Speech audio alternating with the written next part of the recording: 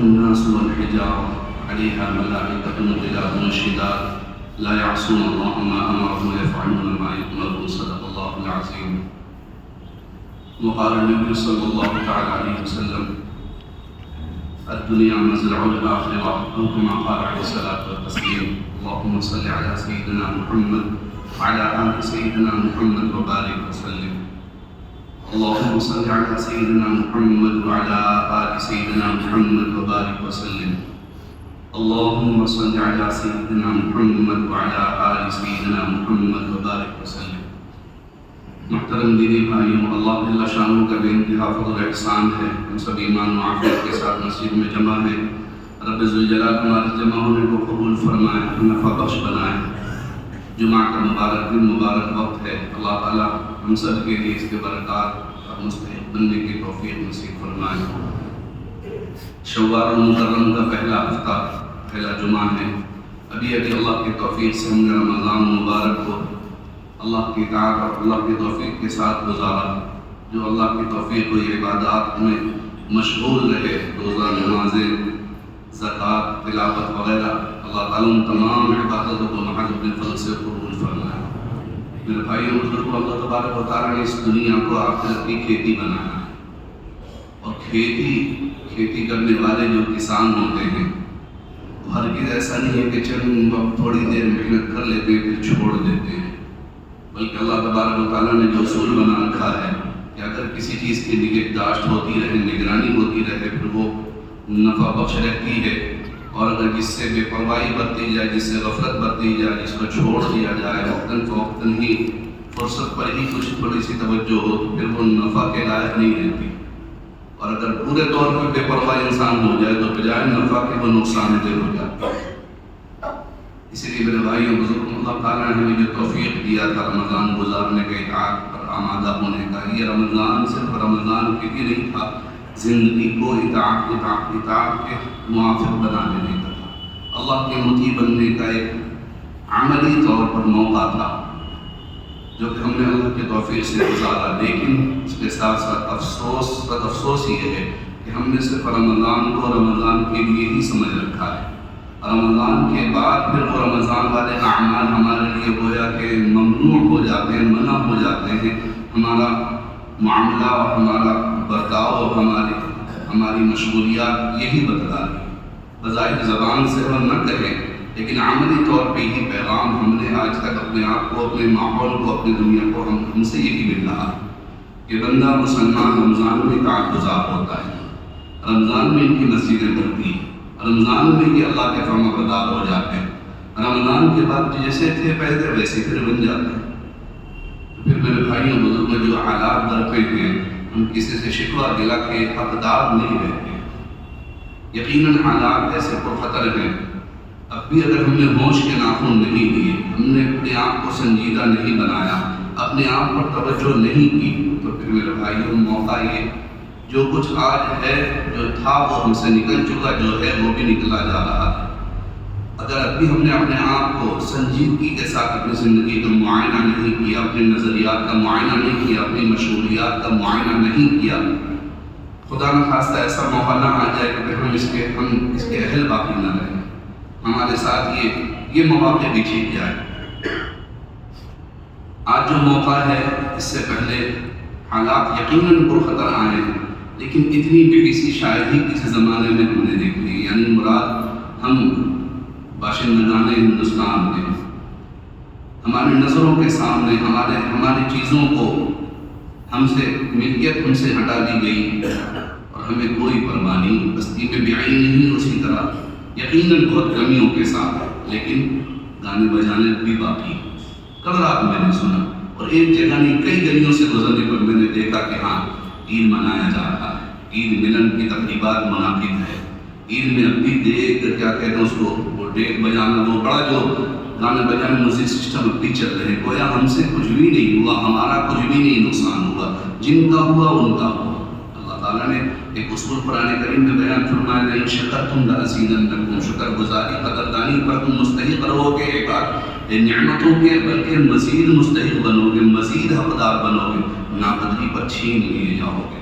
ہم بڑے مطمئن تھے، ہماری مسجدیں محفوظ ہیں، ہم بڑے مطمئن ہیں ہمارے قبرستان محفوظ ہیں، ہم بڑے مطمئن ہیں ہمارے جو ادارے ہیں، ہماری ملکیت، ہمارے آبا و اجداد نے جو ہماری خیر خواہی کے لیے رکھ چھوڑا تھا، اللہ کے رضا کے لیے، اللہ کے ثواب سے امید کے لیے، آج ہمارے جن کے نظروں میں ہم چپ رہے ہیں اپنے کردار کی وجہ سے، آج ہم سے چھینا جا رہا ہے اور ہمیں اس کی کوئی پرواہ نظر نہیں آ رہی، یا جو پرواہ کر رہے ہیں وہ دیوانے نظر آ رہے ہیں، انہی کا کام ہے گویا کہ ہمارا تو کوئی کام ہی نہیں۔ یہ صورتحال ہے، اور یہ صورتحال ہمیں کہاں تک پہنچا دے گی، کہاں تک لے جا کر پھینک دے گی، ہمیں اندازہ نہیں۔ اگر اندازہ کرنا ہے، میں اپنا ایک واقعہ آپ خدا سے گوشہ گزار کرتا ہوں۔ چند سال پہلے میرے اجتماع میں سفر ہوا تھا پڑوس کے ملک بنگلہ دیش کا۔ وہاں میں نے مسجد کے لاؤڈ اسپیکر سے آواز سنی تو مجھے کلکتہ کا محسوس ہو کہ یہ آوازیں تو جیسے کلکتے میں اعلانات ہوتے ہیں، فلاں کے گھر میں فلاں کے بیٹے کا انتقال ہو گیا۔ میں نے کہا بنگلہ دیش میں اور اردو زبان میں، یہ اردو بلکہ نہیں کہی جا سکتی اس کو، یہ گویا کہ چاروں زبان میں ایک اعلان ہو رہا ہے، اور اردو جیسی زبان میں۔ ہم نے پوچھا تو بتایا یہ جھوپڑ پٹی جو دیکھ رہے ہیں مولانا، یہ پورے کے پورے ایسے لوگ ہیں جن کو بنگلہ دیش نے قبول نہیں کیا۔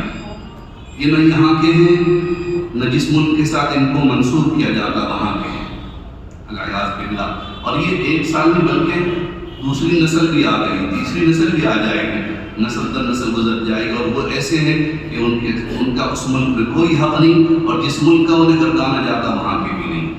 اتفاق سے کسی کے جنازے میں شرکت کا بھی موقع تھا، میں نے قبرستان جا کر دیکھا، العیاذ باللہ میرے رونگٹے کھڑے ہو گئے۔ داخل ہوتی رشتے میں میرا بھانجا تھا، میں نے کہا بھائی یہ کیا مطلب ہے، اسے کنارہ کرو، انسان کی ہڈی ہے، اور باقیات انسان قابل احترام ہوتا ہے۔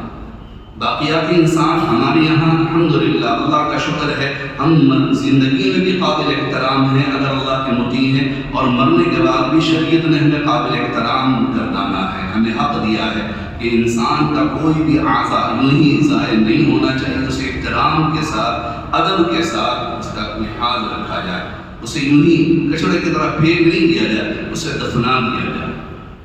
میں نے اسے کہا کہ وہ مجھے بڑا تعجب کی نگاہ سے دیکھ رہا کہ کیا کہہ رہے ماما۔ میں نے کہا بھائی یہ تو پھر آگے جب چند قدم بڑھنے کے بعد مجھے اندازہ ہوا کہ اس کی تعجب کیوں ہے، کہ پورے قبرستان کا یہ عالم تھا کہ انسان کی ہڈیوں سے ادھر کچھ کچڑا نما پڑی ہے، ادھر کچھ کچڑا نما پڑی ہے، ہمارے یہاں ابھی الحمدللہ یہ نوبت نہیں۔ اس نے کہا ماما مسئلہ یہاں یہ ہے کہ یہاں غریب کے لیے مرنا بھی مشکل ہے، ایک غریب مرتا ہے تو وہ بھی بیچارہ اتنا زیادہ دقت میں پڑ جاتا ہے، اسے قبرستان کی وہ جگہ کرائے پہ لینے پڑتی چند سال کے لیے، یا خرید کر کے جو بھی اس کا معاوضہ دینا پڑتا وہ بھی اس کے لیے آسان نہیں ہوتا، اور چند سال نہیں گزرتے بلکہ سال نہیں گزرتا دوسرا تدفین اس پر ہو جاتی ہے۔ اس لیے انسانی اعضاء ادھر ادھر پڑے، اور اس نے ہولناکی کی ایک خبر سنائی، رونگٹے کھڑے ہو جانے کی خبر سنائی کہ وقت ایسا بھی تھا کہ یہاں کے محکمہ والے نے چھاپا مارا، ایک گودام میں انسانوں کی ہڈیاں بھری ملی، وہ استعمال ہو رہی تھی کسی پروڈکٹ کے تیار کرنے میں، اس کا برادہ استعمال ہو رہا۔ ہم کس نیند میں سوئے ہیں؟ ہمارے ساتھ کبھی نہیں ہوگا۔ کیوں؟ ہم ایسے ہیں کہ اللہ کے یہاں رجسٹرڈ کرا چکے، ہم جو مرضی کریں اللہ کا معاملہ ہمارے ساتھ بھلائی ہی بھلائی ہوگا۔ کیا مطلب ہے؟ کون سی رشتہ داری؟ کیا یہ بنی اسرائیل والی بات نہیں ہے؟ انہوں نے کہا کہ بھائی ہم جتنا گناہ کر لیں اللہ تعالیٰ ہمیں عذاب نہیں دیں گے، اللہ ہمیں عذاب نہیں دیں گے۔ قرآن میں آج بھی یہ واقعات مذکور ہے، آپ اٹھا کر پڑھیں، سورہ بقرہ کی آیات، سورہ بقرہ میں درج ہے، وہ کہتے ہیں ہم تو اللہ کے خاندان والے رشتہ دار ہیں، اور اگر ہمیں عذاب ہوگا بھی تو بہت معمولی، بہت، لن تمسنا النار الا ایاما معدودہ، ہرگز ہمیں آگ نہیں سوئی، اگر بہت بدکار بھی رہے بہت معمولی سزا ہو کر ہم بری وسیمہ ہو جائیں، کیوں بڑے خاص ہیں۔ ہم بھی یہی سوچ رہے ہیں، ہمیں یہ ملک مذاق میں مل گیا، ہمیں آج جس ملک میں کھلے طور پر علی اعلان اپنی بات کہنے کا حق تھا، علی اعلان اپنی تمام چیزیں کرنے کا حق تھا، جو کہ آج نہیں رہا، ہمیں یوں ہی مل گیا، بغیر کسی قربانی کے مل گیا، بغیر کسی مجاہدہ کے مل گیا۔ سوچ نے ہمیں یہاں تک یہ کر دیا، مایوس محروم کر دیا کہ آج وہ چیزیں اب قیمت مانگ رہی ہیں، اب ہم سے معاوضہ مانگا جا رہا ہے، اور وہ معاوضہ ہے پہلا معاملہ میرے بھائیوں، ابتدا آج نہیں کریں گے، نسلوں کو کیا کیا بھگتنی پڑے گی آپ اندازہ نہیں لگا سکتے۔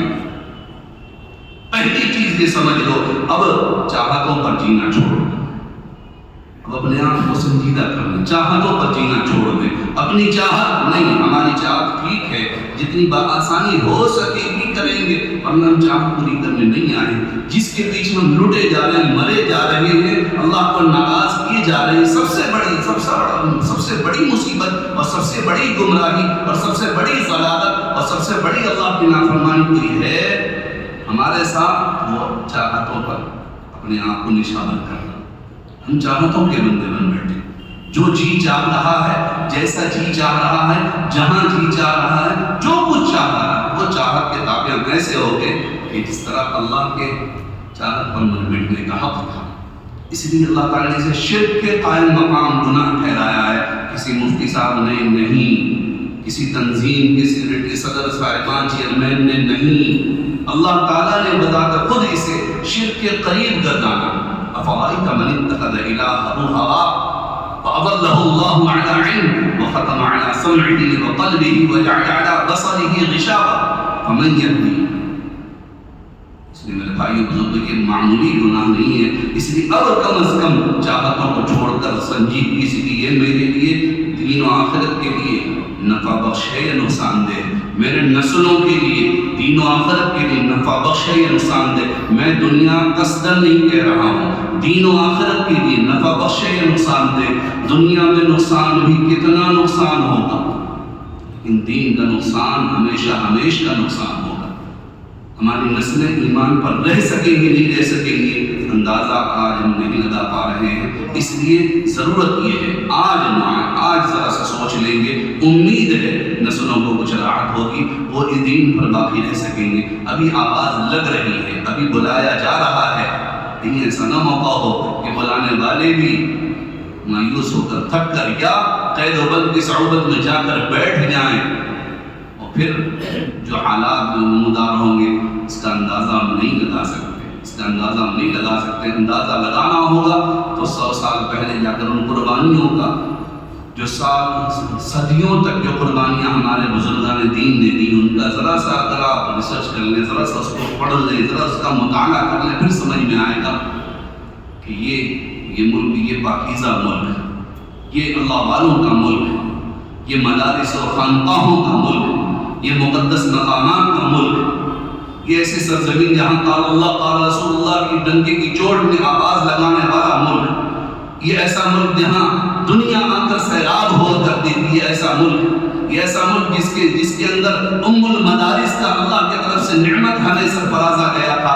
کہ دنیا کے کونے کونے تک اس کا فیض پہنچایا گیا۔ یہی وہ ملک، یہ ایسا ملک جس سے دعوت کا جو روشن چراغ نمودار ہوا پورے عالم کو سیراب کے لیے، ایسا ملک ہمیں یوں ہی نہیں مل گیا تھا۔ اور اس ملک کی خاطر کیا قربانیاں دی گئی، ہمارے بزرگوں نے اپنے بچوں کا خیال نہیں کیا، جیل کی صعوبت میں کہہ رہے ہیں، اہلیہ بیمار ہے، مرنے کے قریب کہہ رہے ہیں مجھے معاف کرنا، اپنا حق بخش دو، جنت میں ملاقات ہوگی، میں ان ظالموں کے سامنے جھکنے کو تیار نہیں ہوں۔ ہے ہمارے اندر یہ سکت، اگر ہم سے یہ تمنا کی جائے، اگر ہم سے یہ معاملہ آ جائے، ہم میں ہے بس جن اہل اللہ کے سینے میں علوم حدیث کا خزانہ بھرا ہوا تھا، ان اہل اللہ کے ذریعے ایسی مشقت آمیز سزائیں دی گئی، کالی کوٹری میں، کالا پانی کے جیل میں خون کے پیشاب کرنے لگے۔ ایسا ہے ہمت ہمارے اندر، ہم کر لیں گے؟ بہت آسان ہے زبان کھولنا کہ فلاں یہ کر رہے ہیں وہ کر رہے ہیں، بہت مشکل ہے دامن میں گریبان میں جھانکنا کہ تو کیا کر رہا ہے، تیرا کوئی حق نہیں تھا اس ملک کی خاطر، تجھے قبرستان یوں ہی مل گئی، تجھے مسجدیں یوں ہی مل گئی، یہ مسجد کا ایک مسلح خریدنا پڑتا اور پھر اس میں اجازت لے کر مسجد، جہاں معلوم کرے جا کر کے بغیر اجازت مسجد نہیں بنا سکتے، آج ہم سے مسجدیں چھینی جا رہی، ہمیں کوئی پرواہ نہیں، ہمارے کھانے میں کوئی ایک میٹھا بھی کم نہیں ہونا چاہیے، ہمارے کپڑے کا ایک نیا ڈیزائن بھی مجھ سے نہیں چھوٹنا چاہیے، ہمارا مال تو خواہشات پر لگنا چاہیے۔ کاش کہ ہم ان چیزوں کو ذرا سا توجہ کے ساتھ، اہل اللہ آج سے 200 سال پہلے، میری چھوٹی معمولی سی زندگی، معمولی سی عمر، معمولی سی علم کے ساتھ میں کہہ رہا ہوں، اہل اللہ 20 سال سے آواز لگا رہے ہیں، چیخ پکار کر رہے ہیں کہ اپنے آپ کو سنجیدگی کا مظاہرہ کرو، اپنے آپ کو یوں آوارہ والی زندگی نہ گزارو، مقصد زندگی سمجھو، مقصد حیات سمجھو، اپنے اس ملک کی قدر کرو، اس ملک کے رہنے میں جو سہولیات تمہیں میسر۔ یاد رکھیں یہ دنیا ہمارے لیے آزمائش گاہ ہے، کسی اور کے لیے نہیں ہے۔ ہم صاحب ایمان کے لیے یہ آزمائش گاہ ہے۔ اس دنیا کو اللہ نے بنایا ہے ہمیں پرکھنے کے لیے، ہمارا امتحان ہے۔ بار بار میں کہہ رہا ہوں، ان کا نہیں ہے جنہوں نے انکار کیا، ان کا نہیں ہے جو رسول اللہ کے غلام ہونے سے انکار کرتے ہیں، ان کا نہیں ہے جو اللہ کی وحدانیت کے انکار کرتے ہیں، ان کے لیے تو یہ جنت ہے۔ لیکن خود کو تو ہمیں سوچنا چاہیے تھا، میرا امتحان ہے، میرا ایگزام آ رہا ہے۔ اپنے بچوں کے ایگزام کی کتنی پرواہ کرتے ہیں کہ رات بھر جاگتے ہیں، خود بھی جاگتے ہیں، بچوں کو بھی جگاتے ہیں، اور اس کے لیے تمام سہولیات مہیا کرتے ہیں۔ ہمیں جنت بھی لینی تھی، ہمیں اللہ کی رضا بھی حاصل کرنی تھی، ہمیں اس دنیا میں دین کو نافذ بھی کرنا تھا، ہمیں سنت کے ذریعے اپنے آپ کو سجانا بھی تھا۔ لیکن ہم ایسے خواہشات کے در پہ ہو گئے کہ ہم بھول گئے کہ ہم کسی کے بندے ہیں۔ کوئی ہر وقت نگاہ گڑائے ہمیں دیکھ رہا ہے، ہمارے ہر حرکات و سکنات کو دیکھ رہا ہے۔ ہم نے اپنی مسجدوں کو عید کے دن ہی خالی کر دیا کہ نہیں اللہ بس اب نہیں اور نہیں، اتنا آپ مان جائیے، آپ کے لیے اتنا ہی بہت ہے۔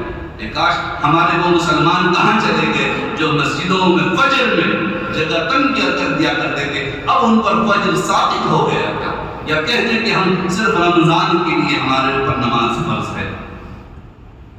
نمازی نماز آپ کو کرتے، مولویوں کو کام ہی نہیں، خدا کی قسم کام نہیں ہے۔ اگر ہم نماز میں اللہ سے نہیں جوڑ سکتے، ہم سے امید نہیں لگائی جا سکتی کہ نماز کی صف جن سے نہیں سیدھی ہو سکتی، وہ جنگ میدان کے صف کو سیدھی کر لیں، وہ سینہ سفر کر لیں، ممکن نہیں۔ ہم سے یہ سب درست نہیں ہو سکتی، ہم سے وہ ہو جائے گا، آسان ہے کیا؟ اور جو کر رہے ہیں آج بھی، جو فریضہ انجام دے رہے ہیں، جو سینہ سفر ہو رہے ہیں، رات کو تہجد گزار ہیں اور حافظ قرآن ہیں اور اپنے بچوں تک کو شہید کرا رہے ہیں، معلوم کر لیں۔ بغیر دین کی خدمت، بغیر اللہ کی اطاعت کے، بغیر خواہشات کے قربان کیے ہوئے، بغیر اپنی دنیا لٹائے ہوئے اللہ کی رضا حاصل کر لینا اسی مذاق نہیں۔ رب ذوالجلال نے اپنے حبیب کے ذریعے ہمیں خود پیغام پہنچایا، الا ان سلعۃ اللہ غالیہ، اللہ کا سودا مہنگا ہے، سستا نہ سمجھو، مذاق نہ سمجھو، اپنی زندگی کے ایک ہنسی کھیل اور گیم نہ سمجھو۔ ان سلعۃ اللہ الجنہ، اللہ نے جو مہمان خانہ تیار کر رکھا ہے یہ مہنگا ہے، یہ مذاق نہیں ہے، یہ سستا نہیں ہے۔ یہ دنیا میں اللہ نے تمہیں جو مواقع دیے ہیں، ہر ایک موقع کی، ہر ایک گھڑی سیکنڈ صلاحیت اور نعمتوں کی، لَتُسْأَلُنَّ يَوْمَئِذٍ عَنِ النَّعِيمِ، ہم ضرور پوچھیں گے، اللہ کا اعلان کا انداز ضرور پوچھیں گے کہ اللہ نے جوانی دی ہے اس لیے کہ ہم موج مستی کریں، اللہ نے مال دیا ہے اس لیے کہ ہم لوٹائیں، اللہ نے اولادیں دی ہیں اس لیے کہ ہم دنیا بھر کی چیزوں کو سکھا جائیں اور دین کا ذرہ برابر بھی نہ سکھائیں۔ دین پر مر مٹنے کا جذبہ کافروں کا، رسول اللہ کی شان پر مر مٹنے کا جذبہ منکروں کا ہے۔ کن کا ہے؟ کون پیغام پہنچائے گا؟ کیا آقا صلی اللہ علیہ وسلم دوبارہ زمین پر اتریں گے؟ یہ کون سے نبی آنے والے ہیں دوبارہ؟ کس کا انتظار کر رہے ہیں؟ کس کا انتظار کر رہے ہیں؟ ہمارے حوالے تھا یہ ملک، ہمارے حوالے تھا اس ملک کی تمام دینی ذمہ داریاں، دینی امانتوں کی حفاظت، جس سے ہم نے روگردانی کی ہے۔ ہم اقرار کرتے ہیں، انکار کر کے دکھا دو کوئی، ہم نے کی ہے، ہمیں پرواہ بھی نہیں ہوتی۔ جب تک کوئی نہ مرے ہمیں پرواہ نہیں ہوتا کہ قبرستان میں کیا ہو رہا ہے۔ جب تک کسی کے گھر میں انتقال نہ ہو ہم گھر میں قرآن نہیں کھولنا چاہتے کہ کوئی انتقال کرے گا پھر اس کی اثار ثواب کے لیے کریں گے، ہم اثار ثواب کے لیے کریں گے۔ جب تک کوئی مسئلہ نہ پیش آ جائے ہمیں دین سے مطلب نہیں ہوتا، لیکن ذمہ داروں سے رجوع کرنے کا کہ ہاں بھائی اس مسئلے کا کیا حل ہے۔ کیا پڑھے لکھے اور کیا بغیر پڑھے لکھے لوگ طلاق دے دے کر آ جاتے ہیں، مفتی صاحب مسئلہ بیان کوئی حل بیان کر دی، نہیں تو پھر بڑا شدت ہے اسلام میں، اسلام ہی قصوروار ہے۔ اللہ معاف کرے، اگر یہ نظریہ آ گیا اور اللہ نے منہ موڑ دیا تیری کوئی ضرورت نہیں مجھے، تو پھر کیا کرے؟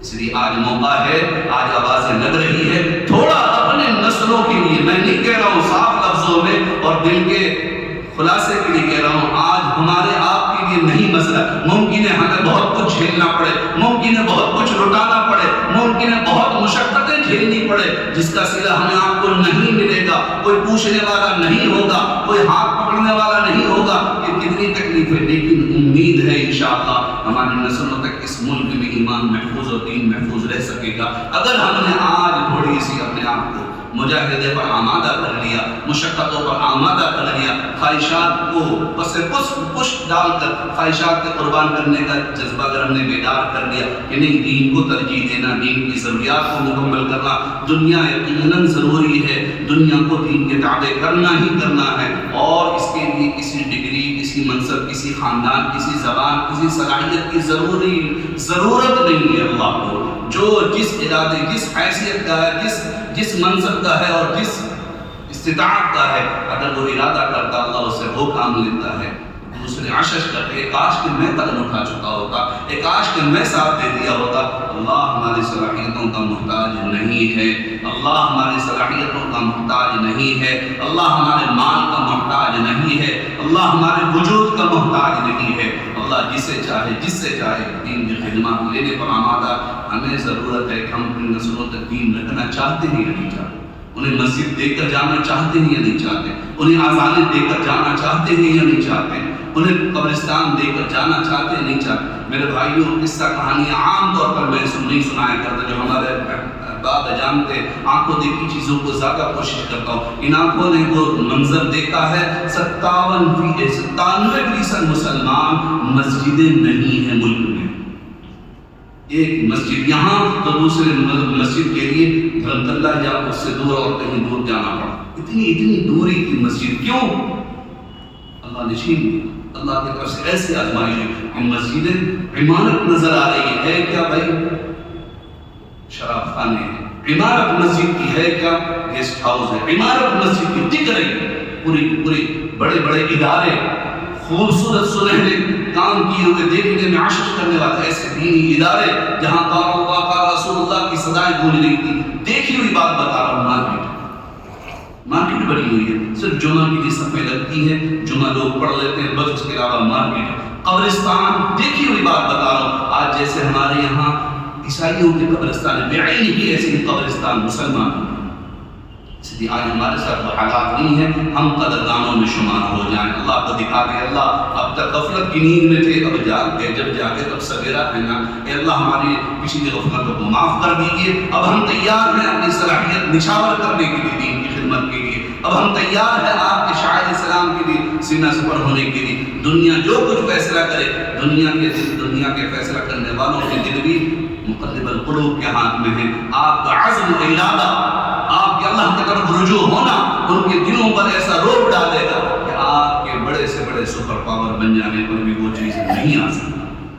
تمام پاور آپ کے ٹھوکروں میں رکھ دیا جائے، پوری کی پوری دنیا آپ کے ٹھوکروں میں رکھ دی جائے، پھر بھی ہم بزدل رہیں گے اگر اللہ سے ناطہ نہیں مضبوط ہوا اور اللہ سے تعلق جڑ گیا، اللہ کو منا لیا، رو دھو کر اپنی غفلتوں سے سچی توبہ کر لی، اللہ ان کے دلوں پر ایسا روب ڈالیں گے۔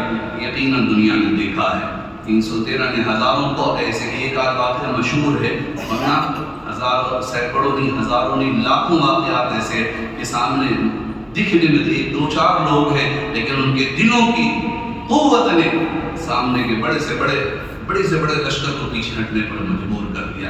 آج جو دشمنی پر آمادہ ہے، کیا بعید ہے اللہ ان کے دلوں پر روب ڈال کے انہیں ہی آمادہ کر لے، نہیں بھائی یہ ہمارے لیے مناسب نہیں ہے، یہ ہمارے اپنے بھائی ہیں، انہیں اگر ہم نے ان کے دین پر، ہم نے ان کے دینی شعائر پر ہم نے اگر کوئی غلط قدم اٹھایا، ہمارا وجود مشکل نہ پڑ جائے، اللہ ان کے دلوں پر روب ڈال دیں، ورنہ ہماری سب کچھ حیثیت ہونے کے باوجود ان کے دلوں سے روب ہٹ گیا، پھر جنہیں غلاظت اور خوراک میں شعور نہیں، ہماری مسجدوں کی عزت پامال کر رہے ہیں۔ اللہ ہم سب کو اپنے رب سے رجوع ہونے کی اور اپنا سب کچھ دین کی خاطر نچھاور کرنے کا جذبہ نصیب فرمائے۔ زور سے آمین نہ کہنا کہ اللہ قبول نہ کر لے۔ اللہ کے واسطے سچے دل سے توبہ کریں، سچے دل سے اللہ سے رجوع کریں۔ ایک آواز آج بلند کی گئی، گزشتہ کل چند بھائیوں نے مجھ سے کہا کہ بھائی ہم سب کئی تنظیموں نے مل کر ایک آواز دی ہے سنجیدگی کے ساتھ، الٹ ٹپاورا پن نہیں، یہ ہنگامہ وہ ہنگامہ نہیں، بہت کچھ جوش میں آ کر ہوش کھو بیٹھ کر بہت کچھ کر دے۔ اب مظاہرہ کرے کہ ہم سنجیدہ لوگ، ہم سمجھدار ہیں اور قدم ہمارا قدم اٹھے گا تو مضبوط اٹھے گا، یوں مذاکر نہیں، یوں ہا ہا ہو کرتے تھے کچھ نہیں اٹھنا۔ سامنے ایک دوسروں کا تہوار بھی ہے جس میں ممکن فسادات کا ارادہ بھی ہو، ممبر پر بیٹھے کہنے کی بات نہیں، پھر بھی کہہ رہا ہوں آوارہ کا ہمارا مظاہرہ نہیں ہوگا، قدم اٹھے گا تو مضبوط اٹھے گا، ورنہ اپنے قدم کو جمائے رکھنا بھی اسلام کا شعار ہے۔ اس لیے اللہ کے واسطے میرے نوجوان بھائیوں سے درخواست ہے، میرے ان بھائیوں سے جو کھڑے رہتے ہیں، جو چپل لے کر پہلے تیار رہتے ہیں کہ دعا بعد میں ہوگی ہم پہلے باہر نکل جائیں، ان سے بھی درخواست ہے آپ بڑے قیمتی ہیں، اللہ کا ایک ایک بندہ بڑا قیمتی ہے جس نے اللہ کے اقرار کیا، رسول اللہ کے ایک ایک امتی بڑا قیمتی ہے۔ ہمیں نہیں پسند کہ ہمارا ایک بھائی بھی قید و صحبت کی مشقتیں برداشت کرے، کم از کم سنجیدگی کا مظاہرہ کرنا، یوں ہی ہنگامہ کی شکل کبھی کسی معاملے میں نہ ہو، جو بھی کچھ کریں گے اپنے قیادت کے ساتھ، ان کے اعلان اور ان کے پیغام کے ساتھ کریں گے، جدھر چلنے کو چاہا جائے۔ ہم وہ قوم ہیں جو اپنی مسجد میں مظاہرہ کرتے ہیں وہ باہر بھی کریں گے، ہمیں ایک اللہ اکبر کہا جاتا ہے، اللہ نے خوب دکھایا دکھانے والوں کو، کیا ہے بھائی یہ فلاں ملا وہ فلاں ملا، ہمیں کوئی مطلب نہیں، کیا نتیجہ آیا کتے نوچ رہے ہیں، دیکھا آپ نے بھی، اشارے میں کہہ رہا ہوں، اور لاکھوں کی تعداد ہر دن موجود ہے حرمین میں، ایک اللہ اکبر امام کہتا ہے سب سیدھے کی سب کے سب جھک جاتے ہیں تو جھک جاتے ہیں، ایک سمع اللہ لمن کہتا ہے سب کے سب اڑ جاتے ہیں تو اڑ جاتے ہیں، ایک ذرہ برابر نہیں، وہاں چپل پہننے میں شرم آتی، اتنے صاف و شفاف جگہ جہاں چپل پہنی جائے۔ ہم وہ قوم ہے جس نے دنیا کو تہذیب دیا تھا، ایک کاش ہم اپنی چیزوں کو یاد کر لیں، ہم اپنی چیزوں پر آمادہ ہو جائیں، ہم اپنے دین پر پھر سے مضبوط آ جائیں، ہم مہذب تھے، ایک کاش ہم پھر سے آ جائیں۔ اللہ سے رجوع کرنا بے انتہا ضروری ہے، اس کے بغیر ممکن نہیں۔ یہ جو دین نے ہمارے ساتھ زندگی گزارنے کا طریقہ دیا، اسی میں کامیابی ہے، اس کے علاوہ کامیابی ہوتا اللہ اپنے حبیب کے ذریعے ہمیں ضرور دیتا، نہیں ہے اس لیے نہیں دیا۔ دین ہی کے علاوہ کامیابی کا یقین گمراہی اور ضلالت ہے، دین میں کامیابی کا یقین ایمان ہے، اسلام ہے۔ اللہ ہم سب کو دین کے تابع، رسول اللہ کے تابع اور دین و شریعت کے ساتھ جو آواز لگ رہی ہے اس کے تابع ہو کر کھڑے ہونے کی، اپنی سب کچھ نشاور دین پر اور دین کے شعائر پر کرنے کی، اور دین کے خاطر ہر کچھ نچھاور کر جانے کا جذبہ نصیب فرمائے۔ وآخر دعوانا الحمدللہ رب العالمین۔